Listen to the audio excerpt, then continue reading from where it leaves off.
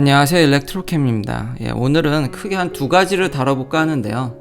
첫 번째는 이제 테슬라가 이제 차에서 전기를 뽑을 수가 있습니다. 몰랐었는데 저는 당연히 전기차면은 에너지를 뽑을 수도 있을 거라고만 생각했는데 테슬라는 여태까지 이 기능을 막아놨었더라고요. 아무래도 배터리의 열화, 그러니까 디그레이데이션을 좀 신경 쓴 것 같습니다. 그렇게 되면 너무 이제 남용할까봐 그 기능을 지금까지는 막아놨던 것 같습니다. 그러니까 일론 머스크가 그리는 그 빅픽처는 생각보다 정말 크기 때문에 전기차가 많이 보급되면 정말로 솔라셀을 많이 깔아서 밤에 이제 차에서 전기를 뽑아다 쓰는 일도 많이 생길 것 같습니다.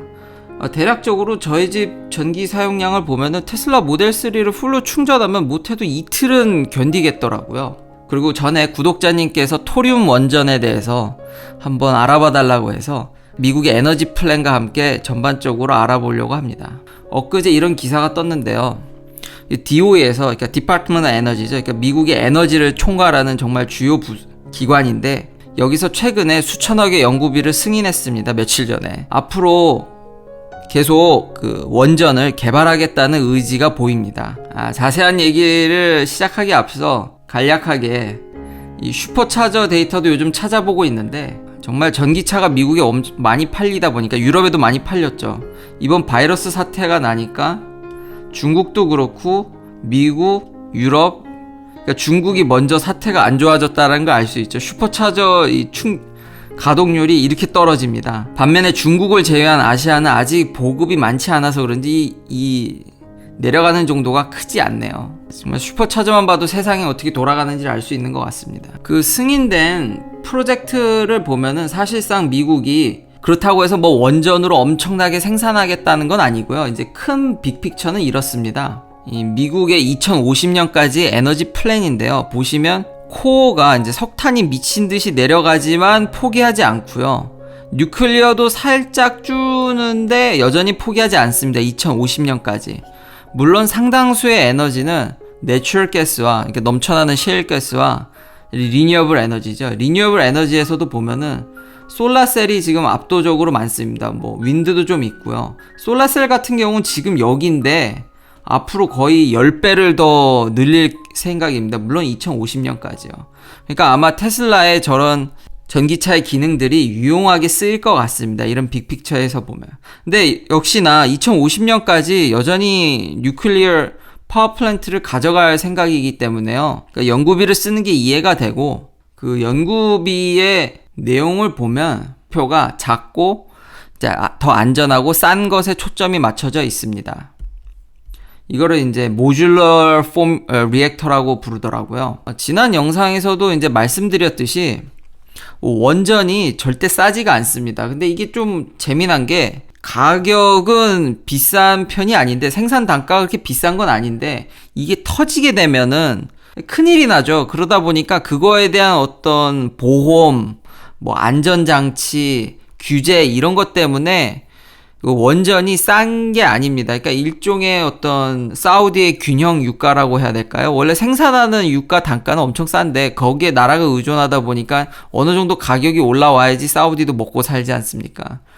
똑같은 것 같습니다. 규제가 너무 많다 보니까 이 원전이 여기 이 교수님들도 얘기하듯이 보면은 리뉴어블 에너지보다 더 비쌉니다. 심지어는 그런 규제들 때문에.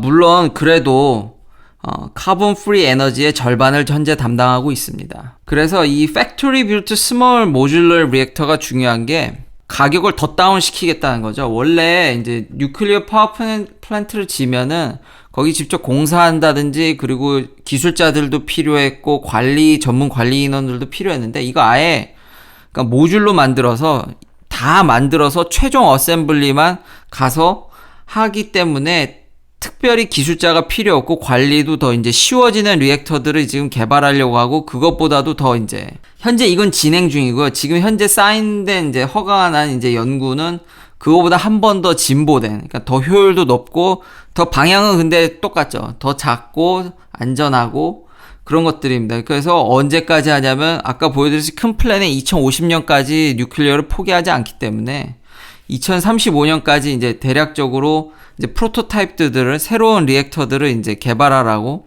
이렇게 되면은 아무래도 그러니까 제일 큰 문제는 소형 이제 발전을 하게 되면 안전성 면에서도 좀 확보가 되지 않을까 싶습니다. 예, 정리하면 결국 미국은 그러니까 열심히도 하지 않지만 손은 놓지 않는다는 거죠. 이런 식으로 계속 혁신과 혁신을 해서 어떻게든 이제 뉴클리어도 계속 뚫고 나가겠다는 겁니다. 그러니까 이걸 알아보면서 토륨 원전도 알아봤는데요. 지금 우리가 흔히 아는 거는 우라늄을 태워서 이제 하는 원전인데 우라늄 대신에 토륨을 쓰는 원전이 있습니다. 근데 안타깝게 지금 미국에서는 딱히 토륨을 할 생각은 없어 보입니다. 그러니까 앤드류 양이 이제 최근에 좀 인기가 확 올라왔던 이제 정치인인데 이분도 이제 토륨 원전을 이야기했었는데요. 근데 여기서도 약간 부정적이죠. 이제 완전히 이제 화석 연료를 대체하기 힘들 거다. 그러니까 토륨 원전을 생각하는 이유가 이게 좀 덜 해롭습니다. 우라늄보다. 근데 물론 그렇다고 해서 덜 해로운 거지 아예 뭐 이렇게 방사선을 안 뿜거나 그런 건 아니기 때문에 그리고 토륨은 우라늄보다 아무래도 약해서 역시 이니시에이터가 필요합니다. 그러니까 이런 문제점들. 아예 아주 깨끗한 원전은 아니기 때문에 미국에서 딱히 이렇게 열심히 하는 것 같진 않습니다. 물론 토륨 원전 장점도 있습니다. 그러니까 매장량이 어마어마하기 때문에 인간들이 전기가 부족해서 망하는 경우는 없을 것 같습니다. 그 우라늄의 거의 뭐 3배나 있다고 하니까요. 미국에 밝혀진 거는 지금 인도가 가장 많아서 지금 인도가 열심히 하려고 하고 있고 중국도 지금 여긴 나와 있지 않지만 매장량이 많을 것 같다라는 생각에 지금 중국과 인도가 열심히 하고 있는데요. 아직 미국은 그렇게 딱히 움직이지 않고 있고요. 미국은 토륨도 매장량이 많습니다. 그리고 가장 결정적인 원인은 우라늄을 태워야 플루토늄이 나오기 때문에 핵무기를 만들기가 용이합니다. 그래서 강한 미국을 생각하시는 트럼프 대통령은 계속 이제 뉴클리어 파워를 이제 승인을 하는 것 같습니다. 예, 이 모형은 지금 그 모듈러 리액터의 이제 모식도고요. 그러니까 필요한 만큼 이걸 갖다가 이제 설치를 해서 이렇게 소형으로 조그만 공간에도 이제 넣을 수 있기 때문에 적재적소에 이런 리액터들이 들어가서 배치될 것 같습니다. 그래서 이게 좀 신기한 게 미국이 왜 기후협약을 계속 이런 전체적인 어떤 에너지 흐름을 봤을 때 왜 미국이 기후협약을 탈퇴했는지 저는 참 지금 이거 다 자료들이 DOE 자료인데요. 그러니까 미국 정부 자료입니다.